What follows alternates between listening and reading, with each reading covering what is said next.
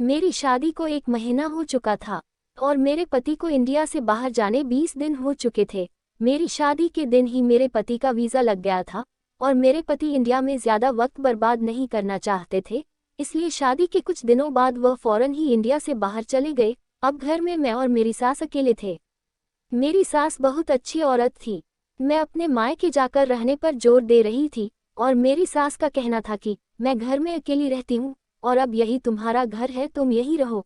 लेकिन मैं अपनी परेशानी अपने सास को कैसे बताती। मेरे पीछे 2 बहनें और 1 भाई था, जिनमें मेरी एक बहन पागल थी।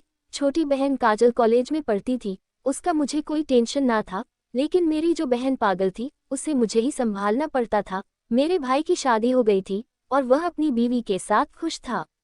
पिताजी के देहांत के बाद दोनों बहनों की जिम्मेदारी मैंने ही उठा रखी थी और हम तीनों का खाना अलग पकाती थी।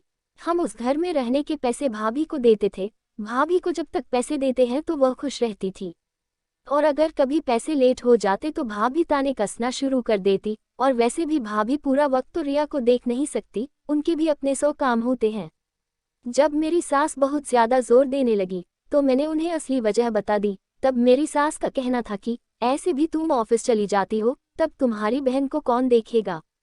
मेरी सास ने तो सही बात कही थी। और फिर मेरे सास का कहना था कि तुम ऐसा करो, तुम्हारी बहन को यही लेकर आ जाओ। और मैं हैरत से अपने सास का मुंह देखने लगी। वह अच्छी तो बहुत थी, इतनी अच्छी होंगी मुझे यकीन नहीं आया।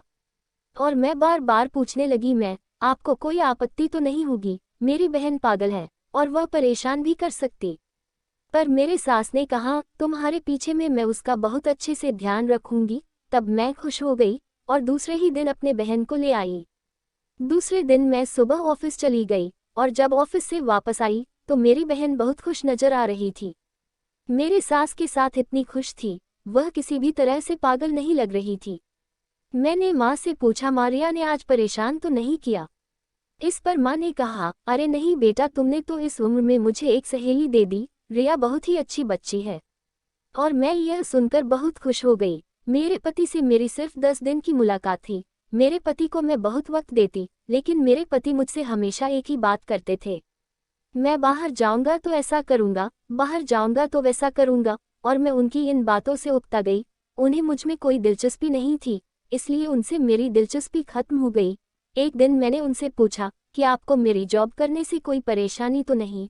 तो उन्होंने जवाब दिया, नहीं मुझे कोई परेशानी नहीं, ऐसे भी औरत ने अपने पैरों पर खड़े होना चाहिए और ऐसे भी मैं बाहर चला जाऊंगा और फिर कभी लौट कर नहीं आऊंगा। मुझे इंडिया में कभी शादी करनी ही नहीं थी। यह शादी मेरी जबरदस्ती की शादी है और मेरे जाने के बाद ऐसे भी तुम्हें अपने खर्चे खुद उठाना है। और कुछ दिनों में मैं अपने माँ को भी वहाँ बुला लूंगा। इतना सुनना था कि मुझे संजय से नफरत सी होने लगी और मुझे उनमें कोई दिलचस्पी ना रही। उनके इंडिया से बाहर जाने के बाद मेरे सास ने मेरी माँ का रोल अदा किया। उन्होंने मेरी बहन को बहुत अच्छे से संभाल लिया था।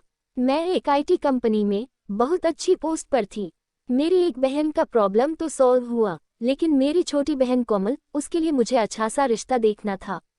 उसे खुद के घर की करना था। उसकी पढ़ाई अब कंप्लीट हो चुकी थी और वह भी अपने पैरों पर खड़ी हो चुकी थी। मैंने बहुत अच्छा रिश्ता ढूंढा और उसकी शादी कर दी। अब मैं अपने सबसे छोटी बहन से बेफिक्र हो चुकी थी। आज अपने ऑफिस से वापस आई तो मैंने देखा कि घर का दरवाजा खुला हुआ है। मेरी बहन जोर से चीख रही है। मैं जैसे ही अंदर गई, मैंने देखा कि मेरी बहन के साथ कुछ गलत हुआ है। लेकिन यह किसने किया? और मेरे आंखों से पानी बहने लगा। मैं रोने लगी। मैं परेशान हो गई। मैं अपनी बहन को कैसे संभालूं? और माँ भी कहीं नजर नहीं आ रही थी।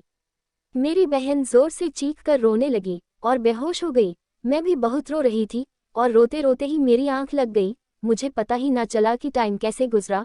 रात के 8 बजे का वक्त था जब किसी ने दरवाजा बहुत जोर से खटखटाया। मैंने दरवाजा खोला तो 2 औरतें मेरे सास को पकड़कर दरवाजे में खड़ी थी और माँ अधमरी हालत थी। मैंने जल्दी रास्ता दिया और जल्दी से माँ को बेड पर लिटा दिया। फिर वह दोनों औरतें बताने लगी कि तुम्हारी सास हमें रोड पर बेहोश मिली थी, फिर हम लोग उन्हें हॉस्पिटल ले गए। अभी इनकी हालत थोड़ी ठीक है, लेकिन उन्हें आराम की जरूरत है। इतना कहकर वह दोनों औरतें चली गई। माँ ने मुझसे पूछा, रिया कैसी है? मुझे लगा माँ सरसरी सा पूछ रही है। मैंने कहा, अच्छी है।